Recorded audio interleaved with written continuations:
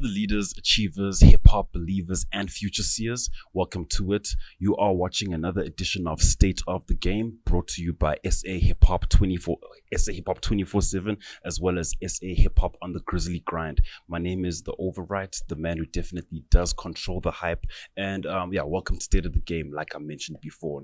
So now, when it comes to this platform and podcast in particular, we're focusing mainly on the hustle aspect of the guests and all that stuff, you know what I mean? Because now, we've seen these guys before, we've seen them rap, we've seen them put out their music and all that. Now we just need to get to know them a little bit better. So now, when it comes to the guest that we have, Vandag, man, I could call or describe or define this guy as Venda's new sensational kid, so to speak. You know what I'm saying? This guy came into this game about my 2014. It's basically 2023. He's still here, and the honorable mentions are crazy. The mentions are crazy. The features are crazy, and the work that he's put in is crazy. Now, but normally I would read one's bio and profile, but it's better to let it come out of the horse's mouth. You know what I'm saying? So I know that there's a few people in studio, and like there's another shoot happening, Gadar. So now we're gonna have to just be a little bit quiet in our introduction to this man right there. But thank you. We make a little bit of noise for Mr. Osome Feyn, yo. Yeah. Hey, what's up? How are you? Good? I'm blessed, King. How you doing, bro? I'm doing well, bro. Yeah? I'm doing well. Now, word is born. Can we just start like where the beginning is, man? Like, who is Osome Feyn and where did the name come about, and like also like how did the hip hop bug find you, or music actually? Osome Feyn is a rapper with the hope of being something special in life, right? Yeah. So ever since the get-go, I was just rapping just to be a better one, to release a better version of myself every day. Okay, different but then, message. Like, when did it start though? Like, take me to the beginning, man. Take me to your first rhyme. My first song. Tell me about the rhyme, right? The first like inspiration and like what was happening in your life before hip hop. Oh, yeah, that part. Venda also has hip hop, right? Yeah. So we have hip hop people that I used to listen to in Venda, and like, I was like Mizo. Yeah. Mizo is one of the people who started the Ven rap. So with the Ven rap coming up and a lot of influence from the social medias, we were starting to catch on social medias. Yeah. So with the likes of social medias, we were able to like see what Lil Wayne's and all the Eminems and all the Drakes and all that. That's where I fused my language and my English, which I got from growing up as a new kid. Yeah. And I was one of the first people who were using English in Venda. First people. Like you're basically mutwakoing your Venda, like mixing it up. Yes. Yeah, okay. And I was one of the first people to put out a whole English song. In Venda? Yes, a rap song. Yes. Oh, snap, nobody. Okay. Yeah, the kids, all these new coming kids, all these upcoming kids, they came, but after I did. There was Ven rap, which was a genre done deal. Yeah, it's like Spaka, it's like Mutswako, it's like, yes. Yeah. And then I was like one of those kids who came with, we can slang with this thing. We can also do English in Venda. We can also do trapping in Venda. Yeah. That's what I was doing. That's how I came up with the likes of Mizo and the likes of other artists from outside of Venda. Yeah. Okay, so now life in Venda, life in Limpopo, bro. Like can you, because now, dude, I grew up in Benoni, dog. You know what I'm saying? So I can only imagine like how life is there and all that. Can you just break down like life in Limpopo, life in Venda and all that? Like how's the game? How's the media space? How's like living in general there? Venda is very nice. There's a town called Toyando. Yeah. I think it's the biggest town, right? Yeah. Shout out to Muvango. I know it from Muvango, right? Yeah, so it's the biggest town, right? So we have that town, which is where I come from. Yeah. That town is where the activities are. It's where we have world news cafes, where we have all those big hotels, where MGBs, where all that. Yeah. So we have a popping side of Venda, which has all the technology, which has a university too. University of Venda, which is there in the in like the radius of like 5 kilometers within. So we do have a nice part of Venda, but most of it is not yet on the internet like that. Yeah. Yes, people are catching up on Facebook but it's just coming up now. Yeah. So when we were making music back then, and when I'm saying back then, I'm only talking about 3, 4, 5 years ago. I'm not talking about the back then of like 10 years ago. Mizo, you understand? back then. Yeah. I'm talking about my back then. Yeah. My back then was everybody was not having a cell phone, because only the people that are in town are gonna be having that life. Yeah, the people from there's no network. And yes, because we have the big Venda, yeah. which has most rural areas and whatever and whatnot. But yeah. Okay. So yeah, but we do have a most advanced Venda, but we have a lot of not advanced places. Yeah, and then did you come up where like where it wasn't so advanced? So like making music in those times, like that back then, like how was it for you then? Making music for me was not that hard because I had already seen a lot of people doing it. Yeah. So doing it was just, if I am good enough, maybe Bucks one day will notice me. Yeah. And I might get a studio session. Yeah. So it was all about, if you're trying to do something, keep on doing it until maybe you get somebody with a studio. Yeah. Maybe they'll feature you to the studio and then you come record and take out some things. Yeah. Okay. So now talk to us about like when was the time you like took this whole music thing seriously? Because now there's levels to this come up and all that. You know what I mean? And you get people that get stuck in like the cipher space, you know, like I was one of those people where now I was only ciphering but not recording and all that. So now when did you like take this like seriously? Yeah, I was also doing that too. Yeah. I just used to rap on other people's songs, you know, when the song is ending. Yeah. And then the beat is just so I used to rap on those parts. Yeah. Yeah. Used to use those parts, just rap on them.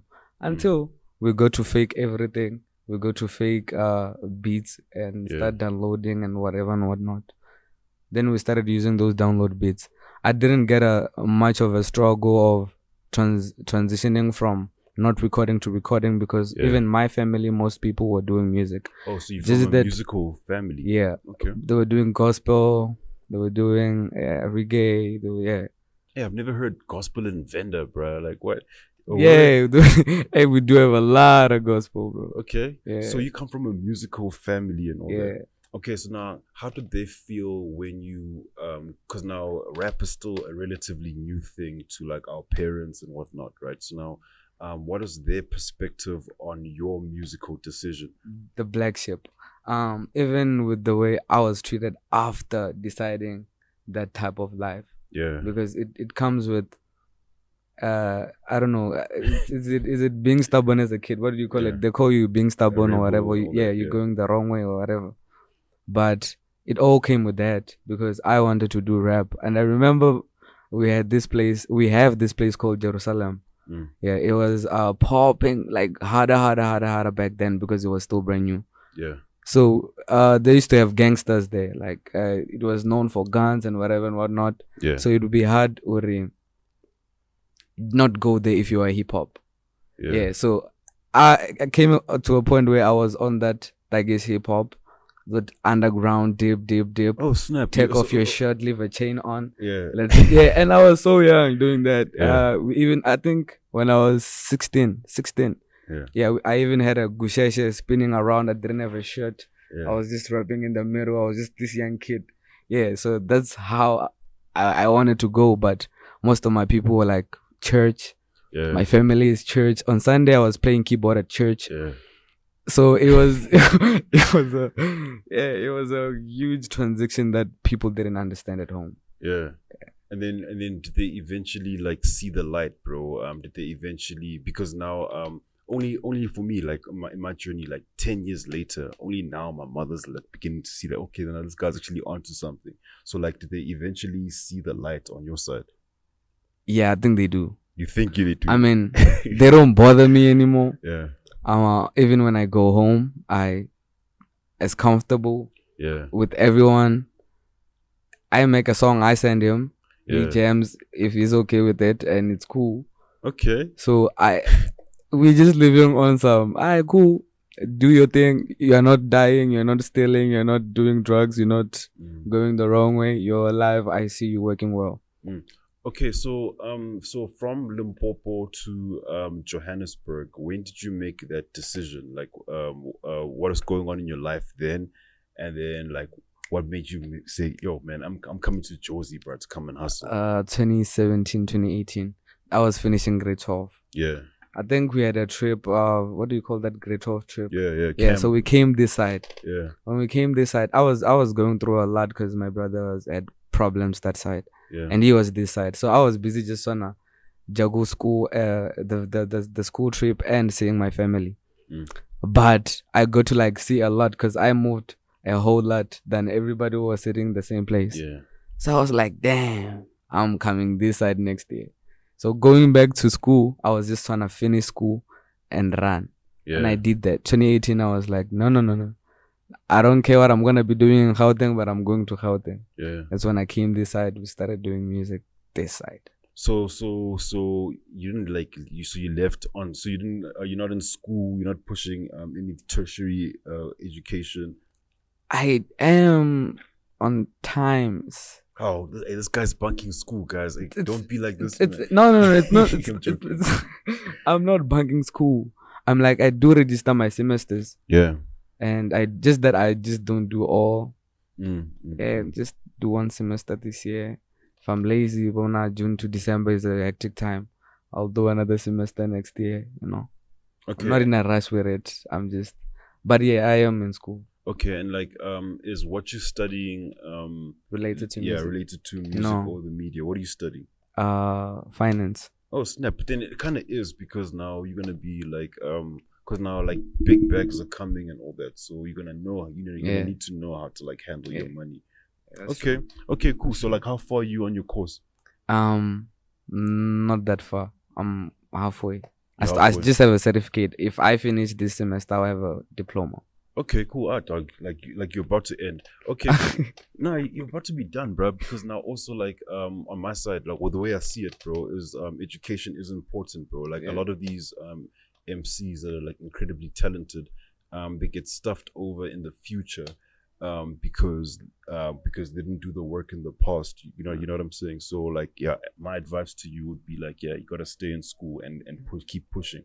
Okay, so now, but don't get stuck in school, eh?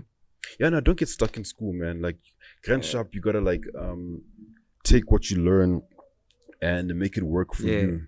You know what I'm saying? Because otherwise, yeah. Let me not be that guy. But can you play chess, by the way? Yeah, I kind of do. No, not a lot though. Yeah. But yeah, I do understand it. Every guest I've had here, bro, I can't play chess, bro. It's just a matter of draft and all that stuff. So I just wanted to know. Okay, yeah, I can. You can. Try it, bro. Can I have the whites? Okay, no, it's all good, bro. It's all good, bro. You can Which means I can play first, right? Yeah. Okay, let's just pretend that this is white, bro, because let's just set it up proper. Yeah, and as we talk, bro, like I also want to get to know, because now playing chess with someone is also a way to like get to know them and all that, man. See how they think. Hope it doesn't fall. Oh no, it's standing stable and all that. We're still good in the shots. Okay. Cool. Okay, cool. So yeah, you can start, bro. Okay, so talk to me about like you basically got to school and all that stuff. When did you meet Abo Bucks? And like when did you know like that like these are the people that you needed to like work with and the importance of having a team? Like I said, right, growing up in Venda, we didn't have much influence. So we only had limited influence. Yeah. This was Impact, right? This is supposed to be. Yeah. Okay, yeah. Fundo, bruh. Come on, bruh. Come on, Fundo. It's on you, bruh.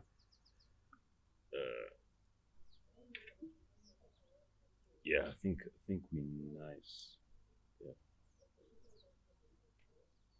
Yeah, I think we're good. Okay, so growing up, you didn't have much like resources and all that. Yes, so the information we got were the street rap. We had an event called street rap. That was the street rap. If you're not going to street rap, where are you going? You're not on the streets. You're not hip hop. You're not trying to do this art. You're not on the industry. Yeah. So we had street rap, which is something that everybody was just trying to get to, which was run by them. So coming this side, Abo Mizo Phyl, yeah, Unisha. Yeah. Oh, University of Swag or something. Yes. Yeah. So they had that happening by that time. We were just young kids, but seeing what, hey, this is living it. Yeah. So we were just trying to push our music to that level. Even when I came this side, the first people I met again were them. But in Venda, they didn't know me. Yeah. Like you I knew was, them, but they didn't know you. exactly. I knew them. They didn't know me. I was just on some. These are my niggas. Yeah. So when we met again in Gauteng, I think it was a Fistos Valley event in Pretoria. Yeah. I think that was 2019. Yeah. 2019. Okay. Yeah. And we met again. How was the introduction? You're like, yo, man, my name is Osome. I was with this other guy called Naki, I think. Yeah. Oh, Ndamunesh. No, I was with Ndamunesh. a videographer from back home. Yeah. Yeah, he's really good. So he was like, alright, cool, let's go chill with these niggas. Alright, cool. We went to chill with them. And then I got to meet Bucks in a closer range. I'm like, hey, what's up? Yeah. Cool. What's up with you? And then, hey. So we started playing, jamming my music and whatever and whatnot, and it was just lit. So ever since then, we just started rocking together until now. Yeah. And like, how's the relationship? Because now, the relationship between like artist and manager or artist and team needs to be in such a way where now everybody gets to benefit from like what's going on, and also they need to also show you the direction. They need to show you direction and all that. So like, how's the mentorship process been? Because you're still a relatively young guy. Mm-hmm. Yeah, this nigga got moves, bro. So, money is always the big problem when it comes to every hustling team. Yeah. Because if you are not financed, we're gonna fight who's gonna pay this and this and this and that. But we never had that. It feels as in, I'm with my brothers to a point where you don't worry if I am buying food or who's buying food. Yeah. So we just started living like that. There's a time where I couldn't make money, but now I can, and with my income, I just know what. Okay, cool. If we're buying food, I can take out so much, and we all take out so much. Even those who don't have money will still eat. Nobody is supposed to feel like that. So it had always been like that with me. So it felt as in we were brothers, and we were just trying to figure it out in Gauteng. We all had the coming out of Venda and trying to live a better life, or trying to take our music to a better level when we are this side. Yeah. So it felt like that. We just had one mission. Just that I came late, but we just still had one mission. Like, alright, cool. From Venda to the world. Yeah. Okay, and then in terms of like you're saying you came late, so who else is in the team? Oh, now the team is big, eh? From when I came in, it was big, but it's now big. Because now it's Marshall Nation. Yeah. It's JR Player, is Unarine, it's Ox, it's DJ Taki, and if I forget someone now, I'm being rude. Yeah. I hope I didn't. It's Mizo Phil, it's me. Yeah, I think that's that. But we have a lot of artists now. Okay, no diggity, nah. And then do you remember like your first bag? Or okay, before the first bag, nah. What's the most important lesson that your team has like taught you as an artist that will forever like stay with you? You can lose it all. Yeah. You can lose anything. $1 million is not a lot. Yeah. Yeah. Like you can have it today and be broke tomorrow. I think I had that phase 2020. Okay, what is happening there? Where I had like fell out of my pockets, and it was just too much to take in. I just ran away and I went to Venda for like a few months. Really, Doc? Yeah, bro. Like I literally went home. I was like, no, this is not happening. So you got caught up in the smoke and in the lights and the Kool-Aid. You drank the Kool-Aid. No, not that. But just forgetting who you are sometimes is a problem. Yeah. Yeah. So I feel like I just forgot who I was, but it happened when I was young. I'm still young, bro. Like I feel like my mistakes are just I won. Yeah. But I've had that moment where I felt like no. I am bouncing. I left everything, every single thing. I ran, went home, and had to like calm down to my senses, and then come back again. And then, like, did the team feel like you ditched them and all that? No. I feel as in everybody understands that moment. Yeah. Because as much as most of them were teaching me or they were telling me this is how things is, you still needed to walk through the journey. Hey, some spots you miss, man, when you're being told don't step there, but some spots you miss. Yeah. Yeah. Okay, and now from 2020 to like where you are right now and all that, what's the biggest like growth determined, like what's made you grow and grounded you the most right now? Consistency. Yeah. Stop trying to do it once. I don't believe that anymore. Yeah, I think if you are consistent in doing the same thing, that's the only way it becomes a norm to everybody else. I'm telling you, if even if somebody who can't rap right now starts making songs right now, and it's a genre and it's a vibe where everybody can still listen to, but this nigga can't rap. Yeah. After a long time of listening to this nigga doing the same thing, he becomes normal to everybody. Yeah. It's like it's actually like Casper's story as well, man. Like when you study Casper's journey, he was someone that was booed everywhere. That Doc Shebeleze, he performed it for like 2 years straight. But now Casper. Yeah. Okay, cool. So now your music. Now let's actually get into the music and all that now. So now musically, who does Osome Feyn talk to in his music? Who do I talk to in my music? I talk to myself. Okay. Most of the time. And like, what do you talk about?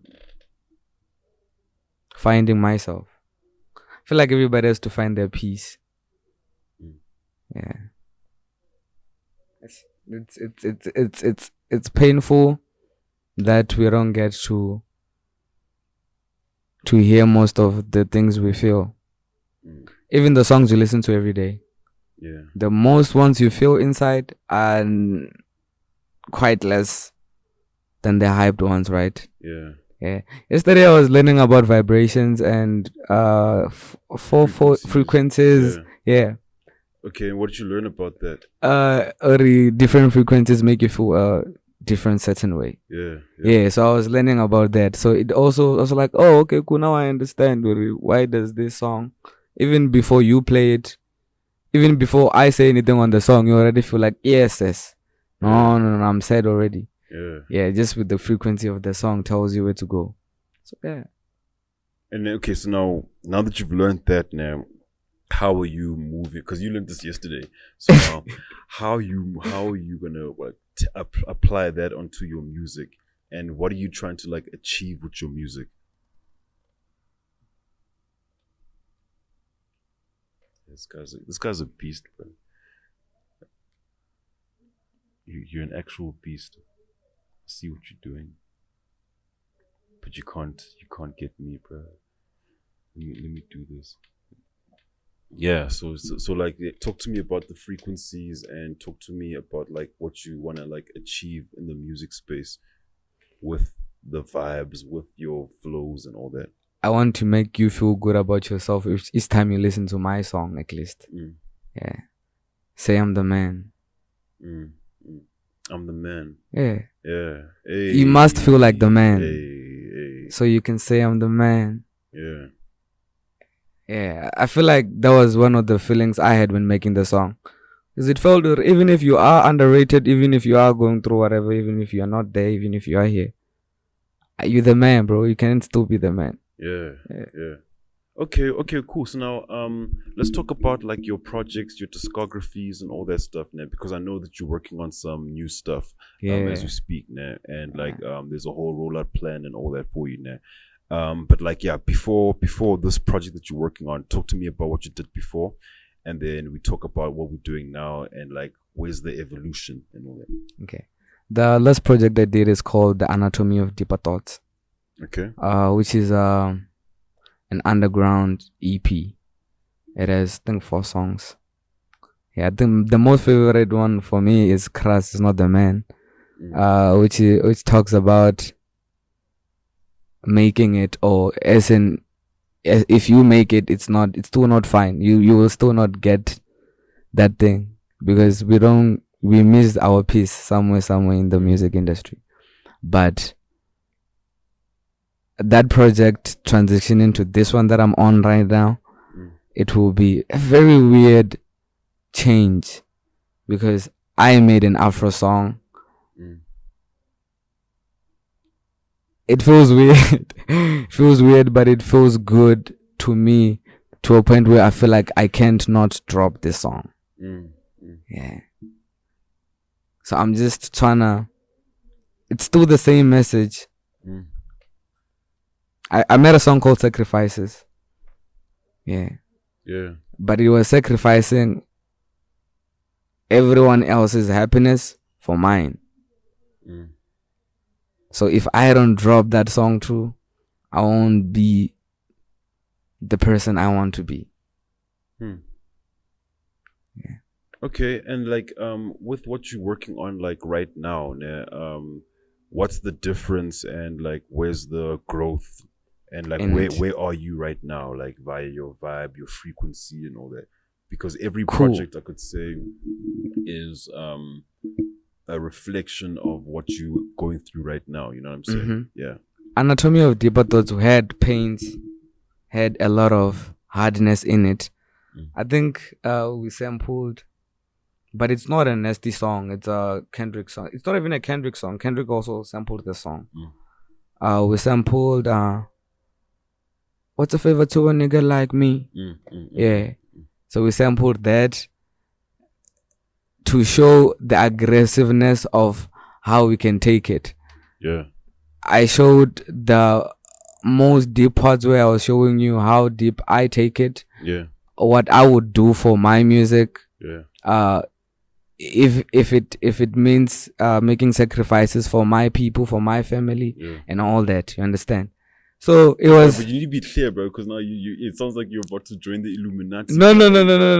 It must not sound like that. What the? Yeah, be clear, bro. You need to be clear. Cool. Hey, you're gonna sacrifice your family. Spending. Okay, I sacrificed my family's happiness. I went 2 years without talking to my family, bro. No support, no anything. Dog, like I was just roaming. Before they really understood, they literally just. They understood later, but hey, bro, I just had to like fight it alone, be alone, cry alone. Yeah, I was just doing it alone until 2 years went by, and I was 17 by that time. 17, 18, 19, and then I started talking to my dad by 19, 20. Yeah, so I just had to go so long without minding how I feel. Because I want to work on music. Yeah. And like, how is that void, bro? How is that gap between like now you're in the city, you're pushing, you're hustling, but now there's no like parental figure guiding your process and all it's that. Crazy because you have to listen to every single thing that you hear on the streets. So I'm supposed to hear every single thing. I'll just decide by myself, but I'll just keep on listening. There's literally that you can't have somebody who will be like, this is my family, this is my blood. Yeah, you just on with people who are your brothers, but not your blood, not Yeah. So I lived that. That's hip hop. I'm not saying now I don't talk to my dad. We do. I think we were even texting yesterday. Yeah. But then you had to like take your hip hop journey. Before they understood that I want to do music, and now they understand that I do music. Yeah. It's cool. I go home, even if I go to Venda and I have a gig, I can go out and even go sleep back. Even if I'm coming back at AM, they still understand now, bro. But at some point they didn't. They literally said, if you do music, you are cut off. Yeah, and it was that. Not a joke. Damn, bro. Okay, cool. So now let's promote your project, bro. So now, yeah, no, thing is, it's real, bro. You know what I'm saying, bro? And like, it's also, it's real, and a lot of people can relate to that because now when they take their journeys, when people take their journeys and all that, man, they go through a lot like that. Where now, there's resistance from the fam and all that, you know. But let me handle you like that. Yeah, so talk to me about the project, bro. The project. I have a project called Find Me Now. Okay. Um, it's a love peace project. Yeah. It has parts of me where I was finding myself, so I was saying find me now to myself. I have parts where I was saying find me now as you can find me now, Yeah. and I was having parts where I was saying I'm not on some love anything or some type of thing. Yeah, so it was just love, peace, and the balance between the two. the balance between the two. Yeah, because right now it's tricky. Hey? To find peace and love at the same time is very hard. So you must just balance it, I guess. Okay, Yeah. cool. So with all things like said and done, what does Osome Feyn want to be like remembered for? For being Venda number one. Yeah. I feel like being Venda is not a cool thing anymore, or it has never been a cool thing. I'm gonna be the Venda to the world guy, the first Venda to the world, maybe, even if I'm not the first. Might be the best to do it. Yeah. Yeah, cool. But I wanna be the first Venda guy to ever show the world the light, because my transition to Afro, I'm not doing the same Afro that most people do. Yeah. I'm on the cool, chilled, live instruments vibe. Yeah. So it's different. It's just gonna calm you down. I think I'm smoking a lot of weed, but it's just gonna calm you down, and you get to listen to me without screaming. No screams, no anything. So you're bringing a new vibe, basically. Yes, but it also has an African sound. My producers worked on making it Afro, piano-ish with the log drums, but it's still so chilled. It just has log drums, all the African elements, or all the amapiano South African elements that we have. We try adding some of those to make it our own sound, because it would feel like we're doing a Nigerian sound, right? Yeah. So we also meshed it with our South African sound. Did you move? Not yet. Okay. With our South African sound.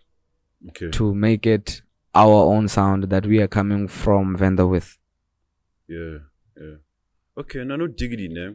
So now, as we like get closer to like wrapping up and all that, I'm always because I'm a very spiritual person, and this thing I learned this from DJ Spoo himself, where now we gotta like manifest, like we gotta bring things about into life, we gotta bring things about into this reality. And sometimes taking a mind traveling device mentally, where now you've already achieved everything that you wanted to achieve and stuff like that. You know what I'm saying? So could you like send a message to the camera over there now, to the future you that's already like made it, bruh, that's got everything that you've ever desired and all that stuff. I need you to send yourself a message to that. When I make it. You've already made it, bro. You know what I mean? So now you just need to send yourself a message. And then once you pop and everything, I'm going to show you this in the future and be like, yo, dog, remember what you said? Yeah, you did it. Don't lose yourself. And don't fool yourself thinking, look at yourself, I must bro. look at You myself. gotta look at yourself, time, bro. man. You gotta look at yourself. Bro, don't lose yourself. You got this. Don't lose yourself. And keep going at it. Be consistent. Don't give up. It hurts. It feels like it's not doing anything, or you're not going anywhere sometimes, but don't give up, bro. Like fight it, fight the pain, fight the the feeling of giving up, because giving up is not an option. Yeah, I think I would want to see that. Nah, no diggity dub, man. So now remember the name, man. Osome Feyn, man. Yeah. Remember the name. Oh, let me tell you what it actually means. Yeah. It means finding everything you need. It means it's awesome finding everything you need. So Feyn is Feyn, Yeah. which is finding everything you need. Yeah. So my name is Awesome to find everything you need. So until I find my name, so I have to find that man. Yeah. That's why I'm doing Find Me Now right now. Snap, man. Remember the name, man. Osome Feyn, man. Remember the name, man. Osome Feyn, yo. Remember the name, man. Osome Feyn, yo. Remember the name. Osome Feyn. I know there's like 3 people in the studio, man, but what's this man's name, yo? Word is born, bro. Dude, like, all the best, man. And like, I'm gonna do the best by playing the music on air and all that, man. You already paid the dues, and like, yeah, man, anything you need on our side, bro, we definitely got you, bro. Now, word is born, man. So yeah, man, that basically concludes this episode of State of the Game, man. Be sure to hit us with a like, share, and subscribe. What you just watched right now is a dope interview with Mr. Osome Feyn.